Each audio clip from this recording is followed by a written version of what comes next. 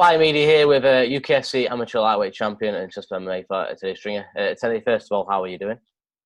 Good, thanks, Charlie. How are you? Yeah, I'm good, thank you. First, I just wanted to ask you, was there any hesitation to do this interview? Because sometimes after a fighter loses, they want to keep away from the media, they like to hide away and train. Was there any hesitation on your end? No, like you say, sometimes fighters will never speak after a fight or whatever. But I mean, that's just cowering away from it. You know, you win, you talk to everyone. You lose, you talk to everyone. You've got to be the same no matter what happens.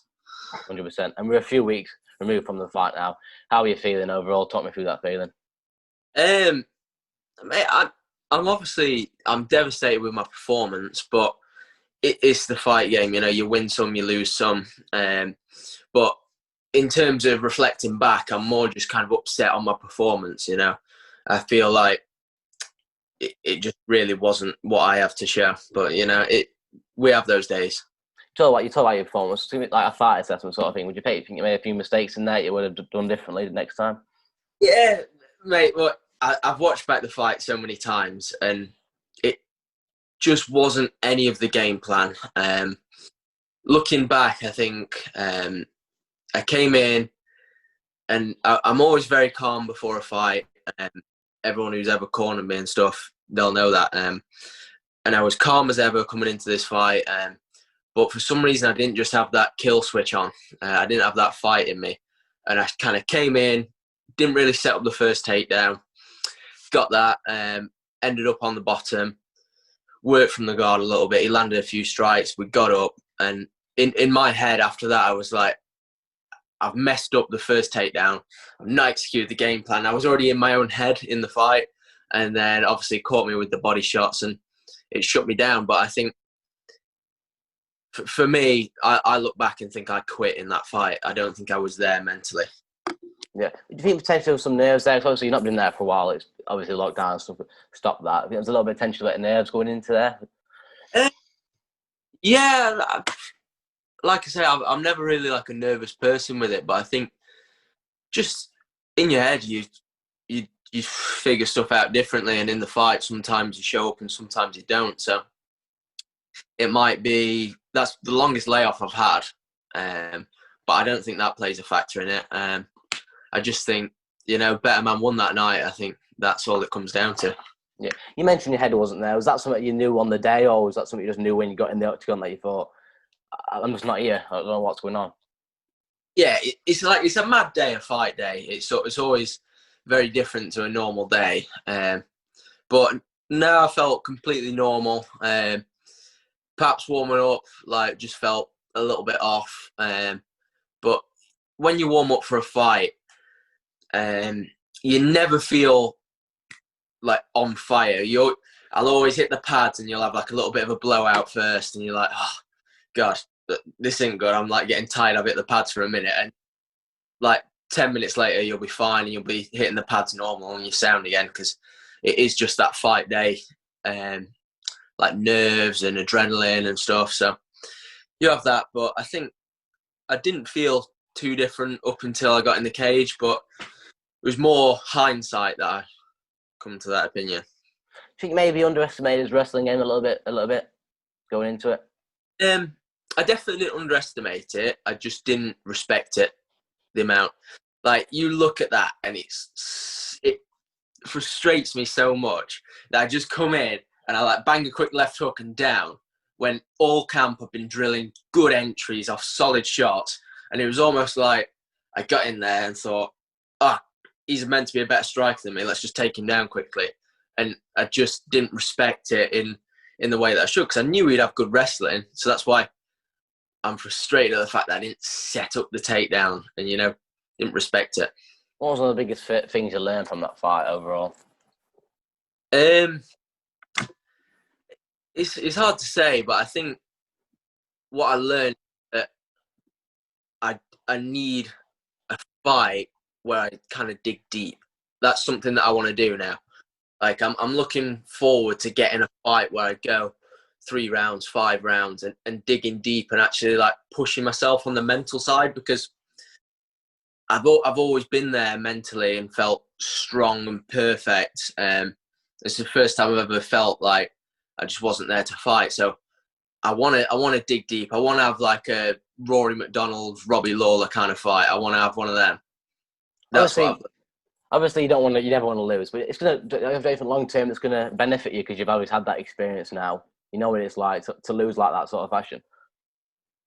Yeah, this is amateur. This is where I want to get my losses. I lost before, obviously not in this fashion, but I learned loads from those losses, and I feel like already in the past 2 weeks from this fight, I've been learning loads and doing stuff differently in training, just trying to take a loss as a good thing, because if you dwell on it, it'll do you no good. You've got to just figure stuff out. Was it straight back in the gym Monday? Yeah, Monday morning, first session. Just did a bit of conditioning, then straight into camp. I've given myself like a week or two off the diet, but training camp has been fully resumed. Is there any adjustments you're planning to make in this camp to the last one? Yeah, little things. I think a lot of my coaches have stepped up and kind of pinpointed a few things that we're working on, and just kind of, I've got the skill set, and it's just about applying it and making sure we're doing the right stuff. So, yeah, we're coming together with a nice little game plan to hopefully put on a proper performance next time around. Is the goal still to be number one in the UK? Yeah, number one in the UK. Obviously, Mark Ewan's got that spot. Has he been moved up to one? Yeah, he's number one. That's right. That's quite. So, he beat me, of course, but I've still gone up to number 6. I think I was number 8 before, so it's a loss, but one step closer. But yeah, beat Liam, and then maybe get another fight in, and hopefully I'll be competing for that number 1 spot for the end of the year. Obviously, you don't want to lose, but it is a good opponent. It's nothing to really hang your head about, really, in that sort of aspect. He is a very good opponent. Yeah, he's a good opponent. He's turning pro now, and I think he'll do some good things. I was surprised when I was chatting to him after. He's only 21, so he's got a year on me, but he's a good, well-rounded fighter for that, and I think he'll have a big future. Maybe I'll meet him again in the cage. Maybe I'll get some training with him, but he's a good guy. 100%. And when the moment after you texted me there to one line that I wanted to pick out was, you're proving you're sending in 7 weeks' time. Was that what you see it as, a redemption fight against Liam now? They want to prove that you're the best in the UK?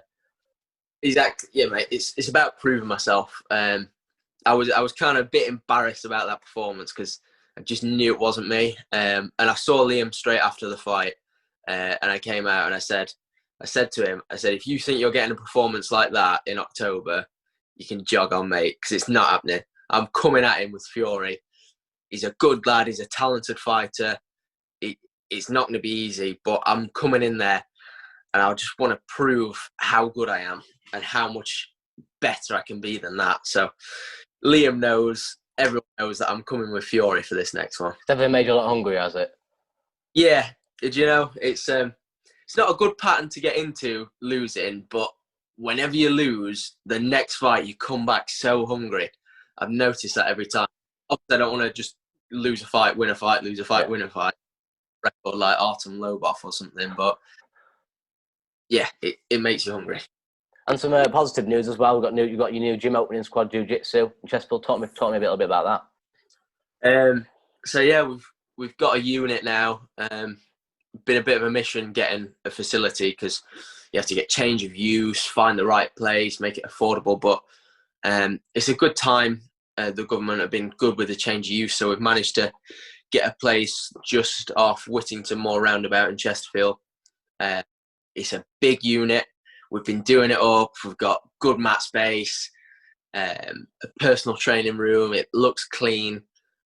So hopefully within the next month we'll get the classes going. But I'm excited for the future with Matt and Ryan and Tom and myself all teaching there. It's going to be something special. I'm sure it's going to benefit as well because you can train whenever you like now. Then it's your place, isn't it?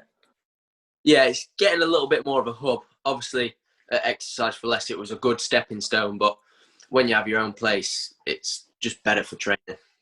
Yeah, and obviously you got this new Pitbull sponsor as well. That's quite good as well, to be fair. They're kitting you out for the next fight. Yeah, I'm buzzing with that. John, the guy who runs that, messaged me after the Mike Thompson fight and said he wanted to do the kit for me. So, yeah, it's good to just have a company like that, kit me out, make me look good, make me look pretty, get my hand raised. So So yeah, it's good. I've got a few sponsors jumping on board for this next fight because I think people are realising how big of a fight this is going to be. Is there any other sponsors you want to name now? Shout out to them now, some of the sponsors now. So for this next one, obviously Pitbull, like we said, I've got BJJ Fight Gear who sponsor me throughout all my fights. CB Durs, Chesterfield-based CBD company, and then the Defiant Co, which is like a CrossFit and fitness clothing company that are sponsoring me. So I've got a good few companies helping me out, obviously all my gyms as well. So I'm being looked after. It's good. Good stuff. And obviously, we've got the Liam fight in October. If we get through that unscathed, could we potentially go on that UKFC one in November or another one towards the end of the year?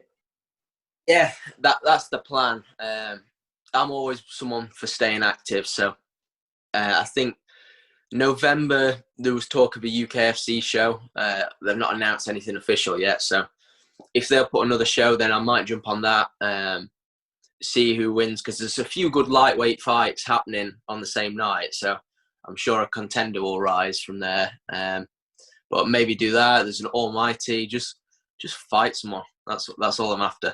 100%. Well, Ted, it's great talking to you. I appreciate the time after the loss. I really do appreciate that. And it takes a big man to come on here and talk as well about the loss. Really appreciate that. And yeah, that's Spy Media with Teddy Stringer, amateur UKFC lightweight champion.